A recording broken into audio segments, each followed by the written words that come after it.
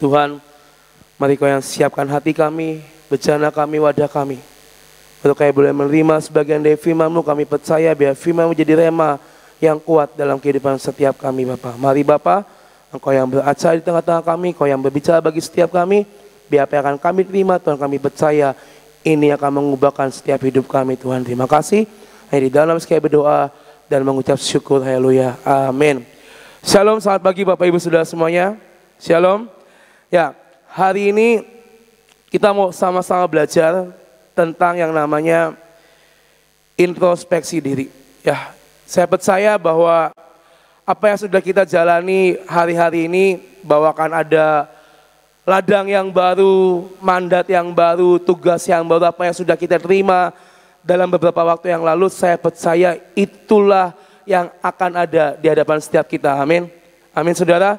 Kita diperlengkapi dengan firman Tuhan. Kemarin pada Selasa dengan 3 hambanya yang luar biasa kita diperlengkapi. Saya percaya inilah step-step yang harus kita jalani sebelum kita menerima ladang yang baru. Karena saya percaya hari-hari ke depan adalah hari-hari yang ajaib. Amin.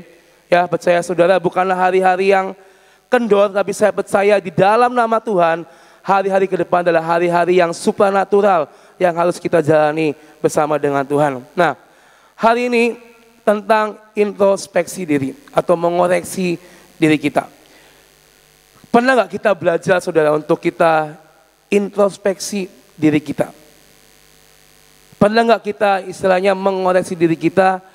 Kita tahu bahwa ada firman Tuhan, kita tahu bahwa ada berkat Tuhan yang akan terjadi di depan kita. Tapi pernah gak kita belajar untuk Tuhan, siapkah aku oh Tuhan? Atau mungkin Tuhan nih wadah dalam hidup ini diperbesar atau belum? Atau mungkin ada bolong-bolongnya atau enggak? Apakah kita pernah saudara, kita dengar firman, kita dengar akan ada berkat Tuhan yang luar biasa, lalu kita berkata, Tuhan tolong introspeksi saya Tuhan, tolong koreksi saya, supaya aku disiapkan menerima semuanya itu.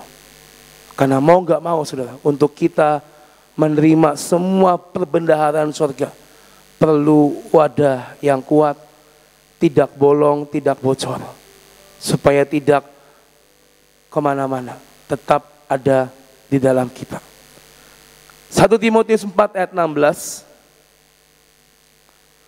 berkata, awasilah dirimu sendiri dan awasilah ajaranmu. Bertekunlah dalam semuanya itu, karena dengan berbuat demikian engkau akan menyelamatkan dirimu dan semua orang yang mendengar engkau. Awasilah dirimu sendiri. Bukan mengawasi kanan kiri kita, tapi start dimulai dari hidup setiap kita. Mengapa harus mengawasi diri kita sendiri terlebih dahulu? Karena banyak didapati kadang dalam kehidupan sehari-hari kita lebih tertarik untuk mengawasi orang lain daripada diri kita sendiri, ya. Kita lebih tertarik dengan cerita orang lain daripada dengan cerita diri kita sendiri. Kita lebih sibuk mengawasi, memperhatikan yang lain daripada kita memperhatikan diri kita sendiri. Jangan sampai saudara, kita sibuk mengintrospeksi orang lain, tapi kita nggak mengintrospeksi diri kita pribadi. Jangan kita menjadi anak-anak Tuhan yang sukanya mengintrospeksi orang lain. Kamu gini-gini, kamu gini-gini. Tapi lupa dengan apa yang ada di dalam diri kita, saudara. Lukas 6 ayat 41 sampai 42 berkata, mengapakah engkau melihat selumbar di dalam mata saudaramu, sedangkan balok di dalam matamu sendiri tidak engkau ketahui? Ayat 42, bagaimanakah engkau dapat berkata kepada saudaramu, saudara biarlah aku mengeluarkan selumbar yang ada di dalam matamu, padahal balok yang di dalam matamu tidak engkau lihat. Hai orang munafik, keluarkanlah dahulu balok dari matamu, maka engkau akan melihat dengan jelas untuk mengeluarkan selumbar itu dari mata saudaramu. Kemarin satu Selasa Koloki berbicara tentang hati-hati dengan hati. Kadang mungkin melihat dia memberikan ilustrasi dengan jelas dari yang sekedar istilahnya membawa tas ibu gembala. Lalu kenapa sih kok ini terus ya? Kenapa kok yoyong terus? Nah, kadang hal-hal seperti itu yang membuat kita lebih mengawasi orang lain daripada diri kita sendiri. Kadang dari hati ini, hati yang tercemar, hati yang istilahnya tidak tepat, itu yang membuat kita lupa bahwa kita harus mengawasi diri sendiri dahulu. Tapi kita lebih tertarik untuk mengawasi orang lain, untuk mengintrospeksi orang lain. Ayat 41, coba diulang, dimundur. Mengapakah engkau melihat selumbar di dalam mata saudaramu? Padahal di dalam mata kita sendiri ada balok yang tidak kita ketahui. Jangan kita beraksi untuk kita menyelamatkan orang lain, tapi diri kita sendiri kita tidak peduli. Orang Kristen itu apa ya? Sangat pintar, saudara. Pintar menutupi, pintar untuk memanipulasi segalanya. Terlihat dengan sangat luar biasa melayani, tapi hati-hati. Kehidupan yang sesungguhnya adalah setelah keluar dari rumah Tuhan. Jangan sampai istilahnya kita ngomong A, B, C, D, E kepada orang-orang sekitar kita, tapi kita sendiri nggak melihat apa yang ada di dalam hidup kita. Kadang kita sebagai manusia itu terlalu kepo, terlalu pengen ikut campur urusan orang lain. Padahal belum tentu hidup kita ini sudah benar di hadapan Tuhan. Jadilah benar sebelum membenarkan orang lain. Jadilah kita istilahnya mengintrospeksi kita dahulu sebelum kita mengintrospeksi orang lain. Ada statement bilang gini, penghakiman dari manusia itu lebih kejam daripada penghakiman di persidangan, saudara. Mulut itu sangat besar kuasanya. Dari bibir yang sekecil ini, saudara, itu bisa menghujani banyak hal. Baik itu positif maupun negatif. Hati-hati, saudara. Jangan sampai kita terjebak dalam hal seperti ini. Kita lebih mementingkan untuk mengintrospeksi orang lain, tapi diri kita sendiri kita belum diintrospeksi dengan benar. Hati itu emang benar, itu harus dijaga, saudara. Karena dari hati ini itu bisa meluas kemana-mana. Kalau hatimu lagi senang, gembira, itu bisa excited, ya, semangat dalam melayani Tuhan. Tapi kalau hati kita lagi tidak beres, akan kelihatan sekali. Kita akan tidak semangat, apa yang kita perbuat selalu salah. Makanya benar kata Koloki, hati-hati dengan hati itu harus benar. Karena ini adalah sumber. Jangan sampai hati ini tercemar dengan semua hal-hal yang negatif. Tercemar dengan apa? Dengan amarah. Tercemar dengan kekepoan kita akan hidup orang lain. Sampai melupakan hidup diri sendiri. Jangan sampai hati ini tercemar. Coba hari ini cross check hatimu, Bapak Ibu Saudara. Apakah ada hati yang tercemar di dalam hati kita? Atau kita tetap stay fokus di dalam jalan Tuhan? Introspeksi diri itu perlu untuk kita. Jadi kita nyanyikan Sidiki aku, lihat hatiku. Ini lagu-lagu lama tapi punya lirik yang sangat ajaib. Dikatakan, aku mau berjuang sampai akhirnya, kau dapati aku tetap setia. Karena inilah yang Tuhan pengen dari hidup setiap kita, Bapak Ibu Saudara. Kita berjuang, kita minta disidiki sama Tuhan. Tuhan tolong sidiki aku setiap hari. Lihat hatiku Tuhan, lihat hidupku Tuhan. Apakah aku sudah benar di hadapan-Mu? Dengan semua kebaikan yang kita terima, kebaikan Tuhan yang kita terima, semua berkat, semua janji, semua firman jadi nyata yang sudah kita alami. Apa kita mau tetap berjuang sampai akhir, sampai setia, sampai garis akhir dengan Tuhan?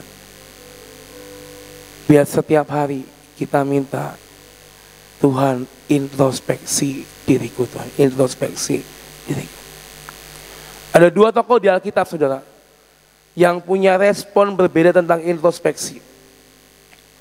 Kisah Saul dan Daud. Saudara.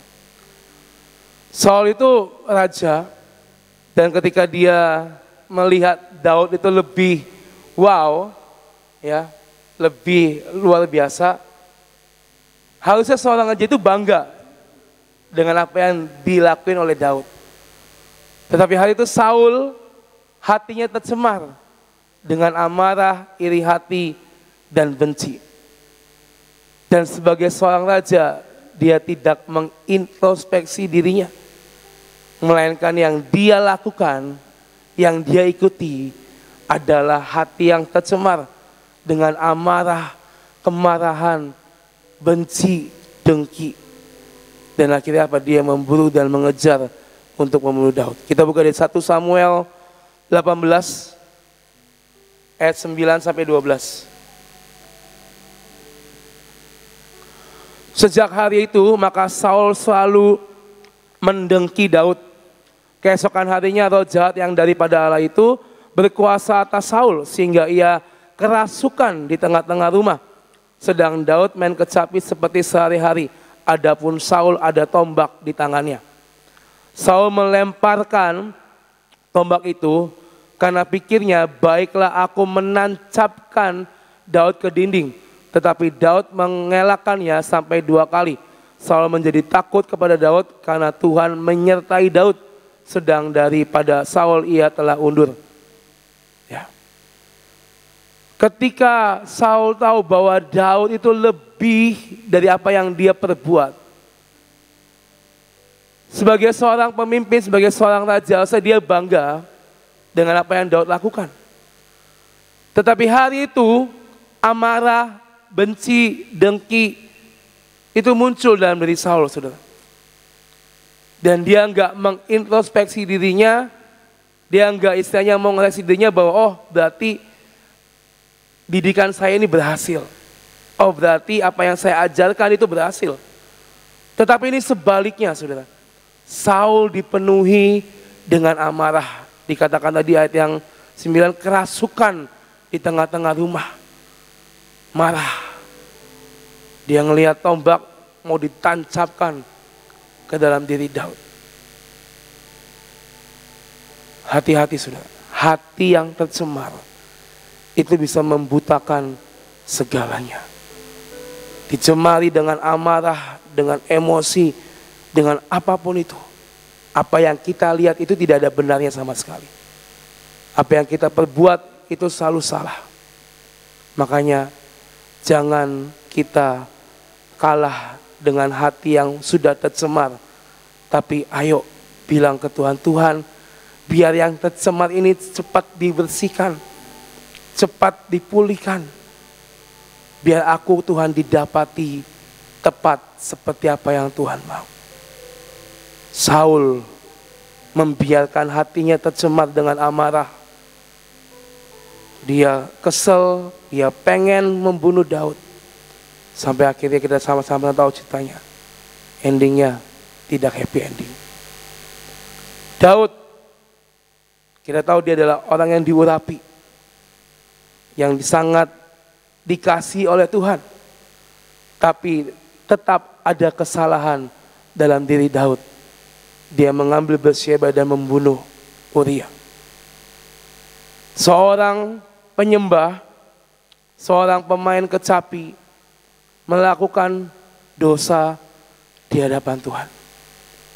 Ditegur oleh Tuhan. Dan responnya apa?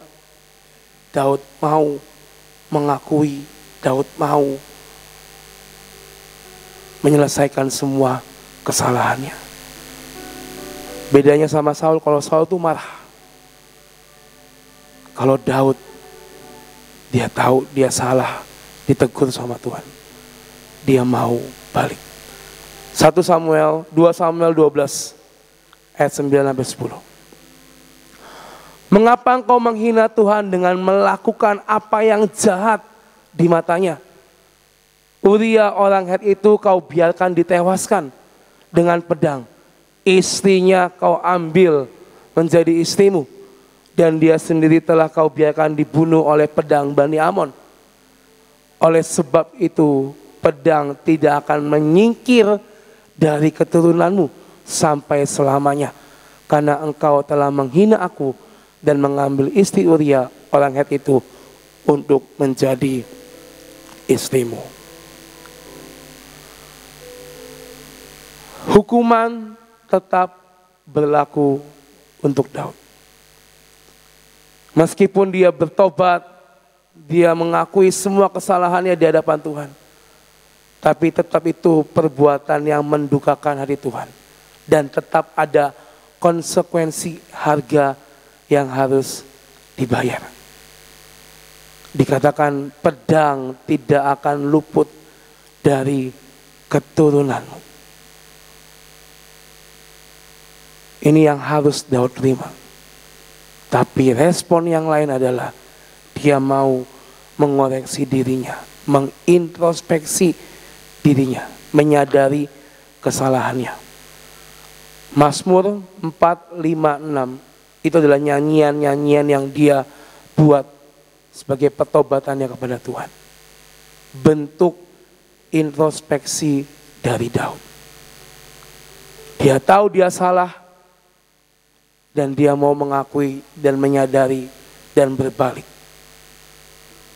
Jangan kita seperti Saul yang dipenuhi dengan amarah, gak mau dengar, gak mau istilahnya berbalik, tapi tetap dengan dengki amarah yang memenuhi akan hidupnya. Dari dua tokoh ini saudara, apa yang bisa kita ambil? Ada jatah yang Tuhan berikan. Kita sama-sama tahu Daud menjadi raja yang termasyhur sampai pada keturunannya. Saul awalnya menjadi raja, tapi karena hatinya tercemar dan tidak mau introspeksi, akhirnya runtuh semua. Daud, even dia ngelakuin kesalahan, tapi dia mau bertobat dan berbalik. Dan dikatakan Tuhan menyertai dalam segala perjalanannya. Jatahnya besar untuk Daud. Saul punya jatah yang sama, tapi hilang saudara.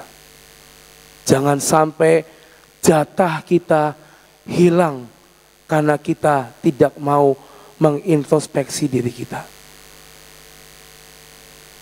Ladang yang baru, mandat yang baru, tanggung jawab yang baru.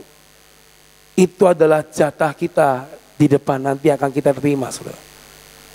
Jangan sampai jatah itu hilang karena kita nggak mau mengoreksi diri kita. Jangan sampai jatah yang Tuhan sediakan bagi kita itu tidak kita terima saudara. Karena kita kalah, karena kita lebih mementingkan ego kita sendiri. Tanpa kita mau ditegur dan dididik sama Tuhan. Kami tadi malam kumpul lifeguard tim pujian penyembahan. Karena kami terakhir ditegur kurang maksimal saudara. Lalu kami kumpul tadi malam, kita doa sama-sama nyembah. Apa nih yang salah, apa yang tidak tepat, sampai istilahnya kita nggak bisa maksimal. Ketika kami mendapat teguran, kami berusaha, ya Tuhan ini teguran yang bisa mendidik kami.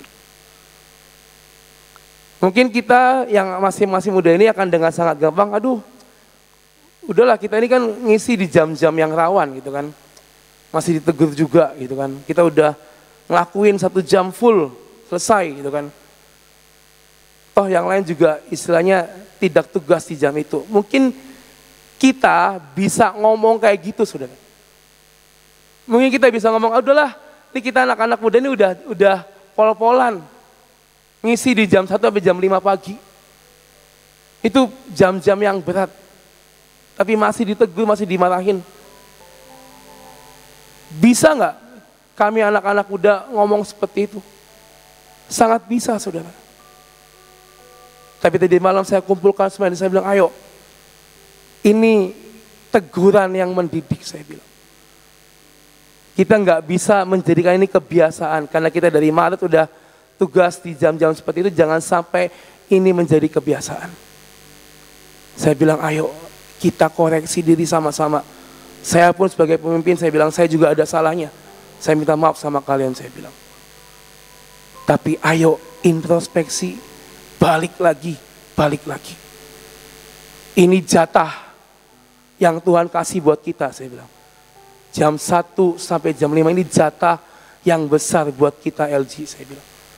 Jangan sampai jatah ini hilang. Jangan sampai jatah ini tergantikan, saya bilang.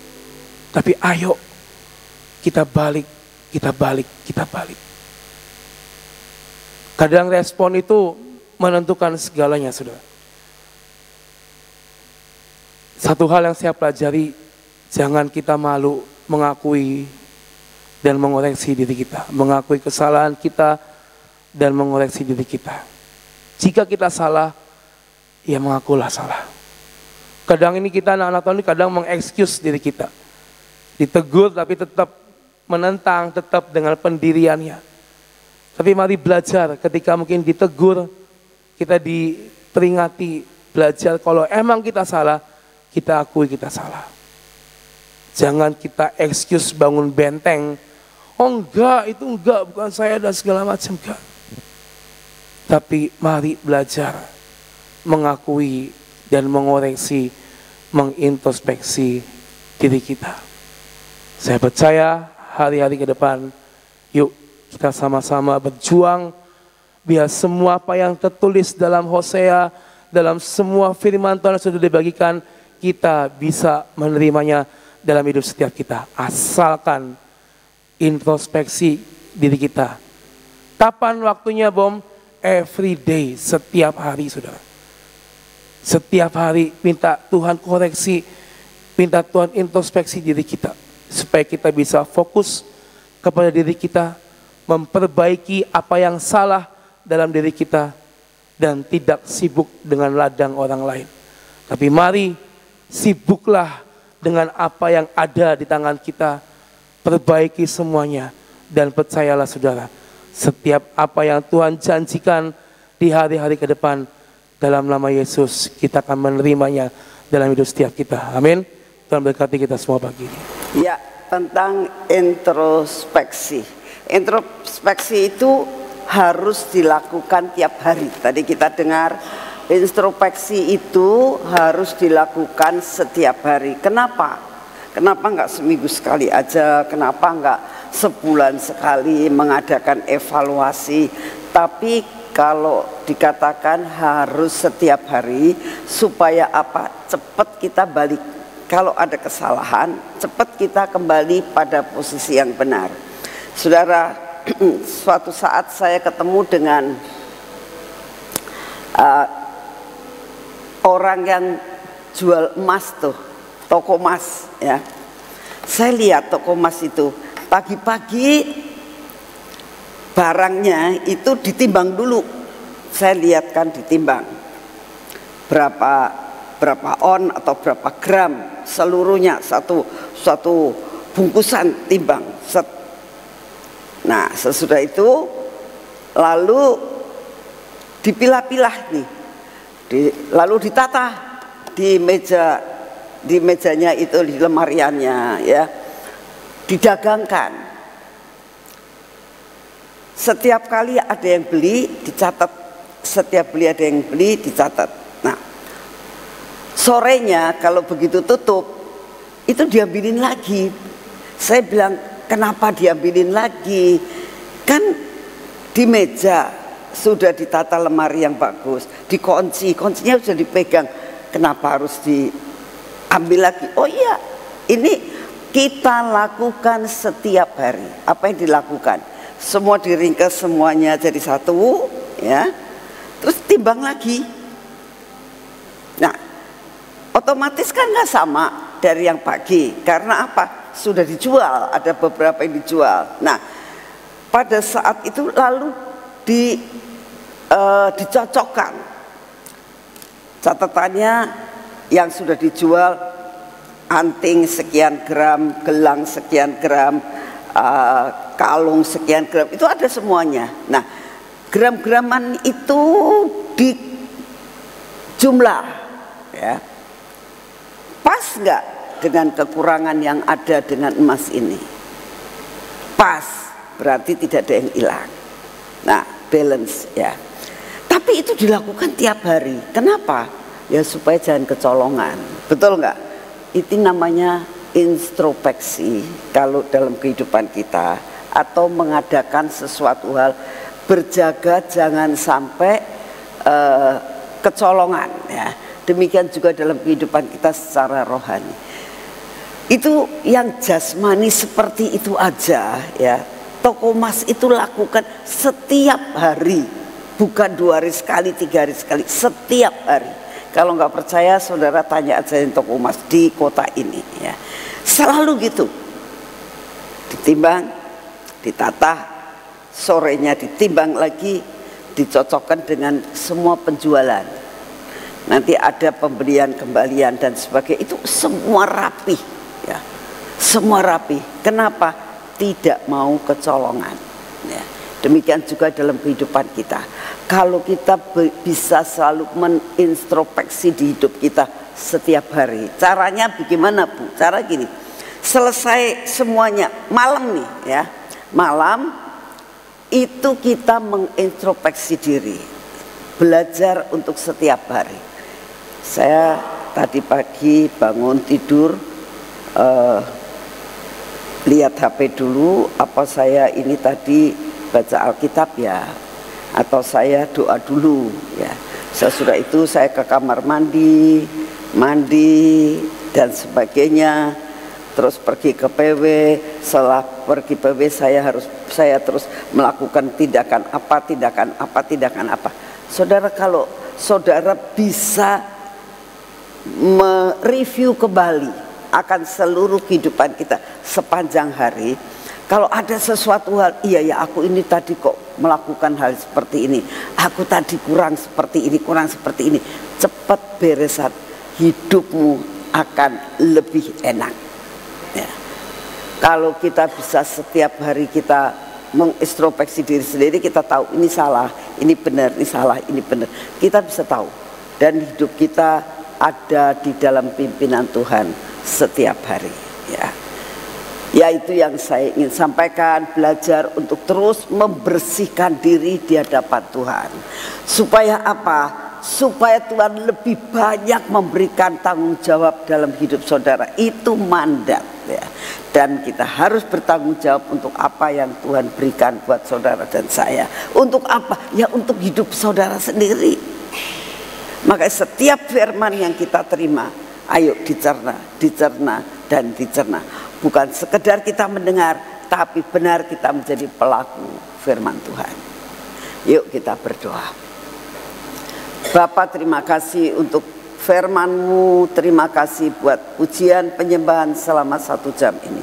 Terima kasih ya Tuhan. Kami terus minta untuk kami ditegur. Kami terus minta Engkau mengingatkan. Kami tahu Tuhan, setiap hari kalau kami membaca firman-Mu, banyak firman-Mu yang menegur kami, banyak firman-Mu yang memberitahukan kepada kami, banyak firman-Mu yang memberi jalan-jalan buat kami boleh menjadi pelaku daripada firman-Mu. Terima kasih ya Tuhan Yesus, Engkau sungguh amat sangat baik atas hidup kami, buat kami menjadi anak-Mu yang sungguh-sungguh mau belajar dan menyelidiki dalam hidup kami. Terima kasih untuk kasih setia-Mu. Bapak, saat ini kami tetap mau berdoa buat keadaan bangsa dan negara kami ya Tuhan. Kami minta di dalam nama-Mu, biarlah semua aparat negara kami, dari Angkatan Darat, Laut, dan Udara, Brimob juga Tuhan, kepolisian Tuhan, boleh melakukan tugas dan kewajibannya. Buat mereka ini benar-benar unity untuk dapat melakukan bagiannya seperti yang Engkau mau. Terima kasih Bapa untuk kasih setiamu yang tidak pernah berubah. Saat ini juga kami datang di hadapan-Mu Tuhan. Kami sungguh mau menyerahkan akan pemerintahan negara kami, baik pemerintahan yang saat ini maupun pemerintah yang akan datang. Biarlah Engkau sendiri ya Tuhan yang akan mengarahkan segala sesuatunya. Biar semuanya mempunyai rasa takut kepadamu untuk dapat menyelesaikan tugas dan kewajibannya sampai garis akhir. Terima kasih Bapa untuk semua dan semuanya ini. Kami juga berdoa Tuhan, biarlah apa yang kami dengar dengan musibah-musibah yang ada, dengan perubahan cuaca yang ada, kalau kami dengar banyak musibah baik di luar negeri maupun di dalam negeri, Tuhan kami minta anugerah-Mu turun, biarlah semua dapat terjadi dengan minimal. Kami minta di dalam nama-Mu, dimanapun juga anak-anak-Mu berada di seluruh bumi ini dan di seluruh dunia ini Tuhan, kami minta Engkau yang meluputkan Tuhan apabila terjadi masalah-masalah dalam bencana alam ini. Inilah doa kami. Terima kasih untuk semuanya. Bapak, kami juga berdoa tetap minta pemulihan Pondok Daud cepat terjadi di tempat ini Tuhan. Kami sangat merindukan perkara-perkara yang ajaib Engkau lakukan di tempat ini, dan terobosan demi terobosan terjadi di tempat ini. Perkara-perkara yang spektakuler, perkara-perkara kemujizatan, perkara-perkara mujizat kasat mata lakukan di tempat ini ya Tuhan. Dan biarlah sungguh-sungguh kami boleh melihat yang sakit disembuhkan, yang belum mengalami terobosan pintu Kau bukakan Tuhan Yesus, dan yang mengalami penderitaan Engkau angkat semua penderitaannya, dan mereka boleh ketemu dengan Engkau, ketemu dengan pembawa mujizat, ketemu dengan sumber mujizat itu. Terima kasih Tuhan, kami sangat merindukan ini boleh terjadi. Biarlah lawatan hujan awal hujan akhir terjadi di tempat ini, dan kami ada di tempat ini Tuhan saat lawatan terjadi. Kami berdoa, kami boleh sederap selangkah terus melakukan apa yang menjadi kehendak-Mu sampai Tuhan lawatan-Mu, lawatan akhir terjadi. Terima kasih untuk semuanya. Bapak, kami berdoa juga untuk lawatan terjadi di pulau-pulau, di benua-benua Tuhan. Biarlah Engkau tetap membuat lawatan ini terjadi. Terima kasih untuk kasih setiamu. Engkau sungguh amat sangat baik atas hidup kami. Terima kasih Tuhan untuk setiap hari kami boleh di tempat ini menaikkan doa-doa pujian dan penyembahan kami kepadamu. Biarlah terus Tuhan api-Mu tidak akan undur di tempat ini. Terima kasih untuk semuanya. Saat ini juga kami minta daya tahan tubuh yang baru, kekuatan yang baru, anugerah-Mu turun atas kami. Engkau memberi kekuatan kesehatan yang sempurna buat hidup kami. Terima kasih untuk semuanya. Dalam nama Tuhan Yesus, mari kita masuk dalam pengurapan.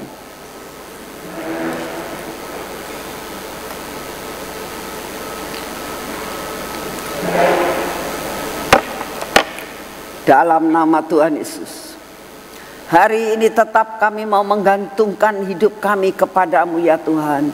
Biarlah pengurapan ini terjadi atas hidup kami. Bapa, buat kami mengerti bahwa kami tidak bisa hidup di luar Engkau. Kami tidak bisa hidup sendiri Tuhan. Oleh karena itu Bapa, Engkau yang akan memakai kami, mata kami, telinga kami ini, urapi dengan urapan yang baru, bibir mulut kami. Tuhan, hati kami Engkau pegang. Biarlah semua yang tidak baik dalam hidup kami Engkau hancurkan ya Tuhan Yesus. Dan biarlah Engkau yang akan memberkati perjalanan kami dan tangan kami ini Tuhan.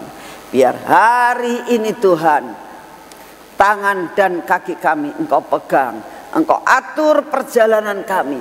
Engkau atur semua pekerjaan kami. Sehingga Tuhan, semua yang menjadi jatah kami tidak akan kececer.